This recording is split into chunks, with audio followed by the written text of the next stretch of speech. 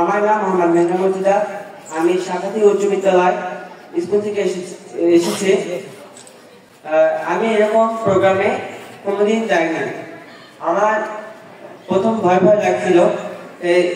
আমি মনে করেছিলাম লিখিত পরীক্ষা হবে। এরপর স্যারের কাছে শুনি প্রথমে এমসিকিউ টেস্ট আছে। এরপর আমার কিছুটা সাহস হলো। এরপর আমি আসলাম, আসার পরে পরীক্ষায় বসলাম। শিক্ষক বললেন এমসিকিউ অ্যান্সার করতে হবে। আর আমাদের পক্ষটা খুবই ভালো ছিল, কোনো সাউন্ড ছিল না, কোনো জ্ঞান বা চিল্লাচিল্লি ছিল না। সুন্দরভাবে পরীক্ষাটা দিতে পারছি। আমি ভালো করে পরীক্ষাটা দিছি। আমি জানি না আমার ফলাফল কি আসবে, কিন্তু সবাই ঢাকায় যাওয়ার সুযোগ হবে না। কিন্তু ঢাকায় যাওয়ার সুযোগ হোক বা না হোক, কিন্তু পরীক্ষায় অংশগ্রহণটা হচ্ছে বড় কথা।